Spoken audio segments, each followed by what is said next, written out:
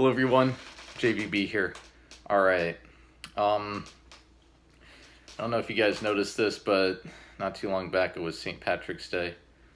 It was like 2 months back, so quite some time, but still reasonably relevant, because it's also the springtime, still in a better time to talk about the color green than now, because green is a very prominent spring color. So you guessed it, this color is going to be about the color green, because guess what? It's a very interesting color. It's pretty different than the other colors, and I'm gonna give you kind of an argument for why that is from my side. These are just my thoughts on the color because it is a very interesting color. So, because the first reason is just a very enigmatic color. I guess it's very hard to figure out exactly like what. I guess I'll touch on this point later, but my first big point is it's kind of a color of contradictions and or juxtapositions. So, for one, in the military, there's guys who are big and buff and stuff, and they wear green uniforms.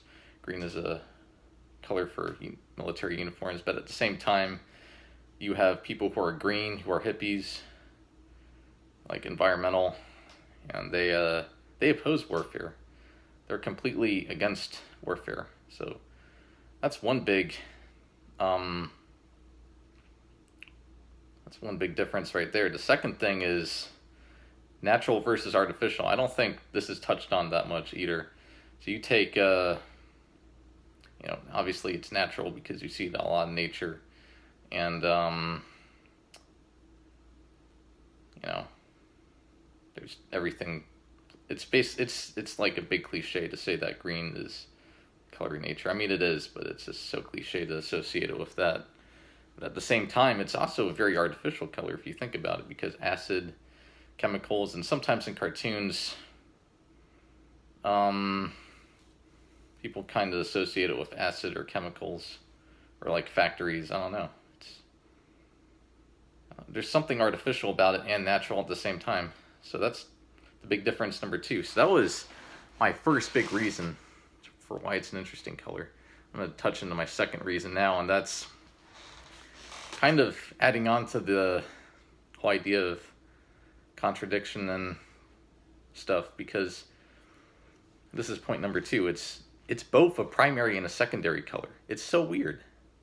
No other color is like this, because if you take the primary colors of paint, it's red, blue, and yellow. But if you take the primary colors of light, that's red, blue, and green. Now, you'll notice that red and blue are both primary colors of both paint and light, but when it comes to green, it's not the same thing. Because actually, green is, it's a primary color of light, but it's a secondary color of paint. I don't know of any other color that really shares that property, really. I mean, I really don't. It's so weird. I know, obviously, it's a primary color of light because our eyes are very receptive to green. I understand that, but still, it's just weird. It's like really the only color that's like that. A primary color of light, but a secondary color of paint. Why is yellow, for instance, not a primary color of light? Why is it RGB instead of, I don't know. It's very interesting how that all works out. But I guess my third part about green is a lot of people say it's a cool color, but I don't know. Personally, I think it's a neutral color. It's neither warm nor cool, because if you think about it, it's on average, it should be about half blue, half yellow. Now, blue is a cool color, but yellow is a warm color. So if you have equal parts warm and cool, shouldn't that mixed together to make something neutral?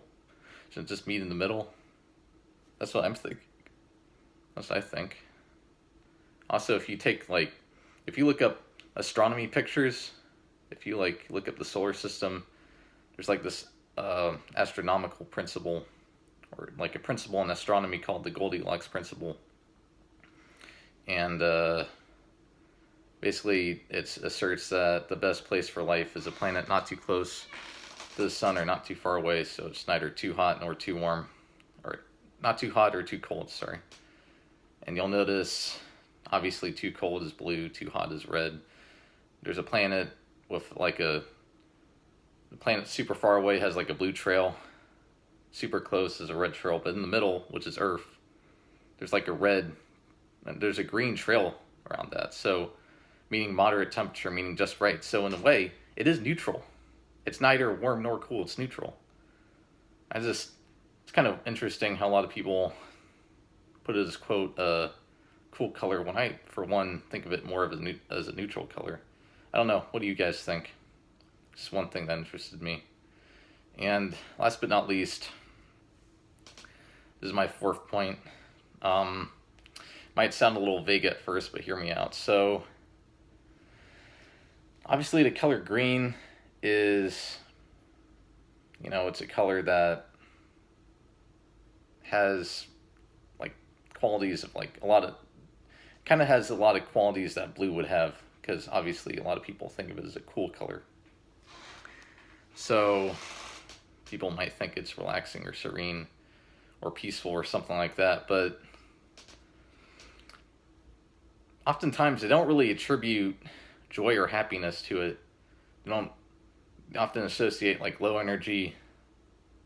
They do associate positive things with it, but oftentimes they're low energy, and they don't really associate a lot of high energy things. They should also associate high energy things to them, to the color green too, because if you think about it, if we think of green as part blue and part yellow, then it should have qualities and aspects of blue and yellow, but oftentimes we just think of the aspects that it would have that it shares with blue and not yellow. So maybe it is true that it's peaceful and relaxing, but at the same time it should be energizing and stimulating and full of joy and exuberance like yellow is. It's kind of interesting. I guess as a whole, my last final question for you guys is, in general, do you think of green as a dark or serious color, or a vibrant and happy color?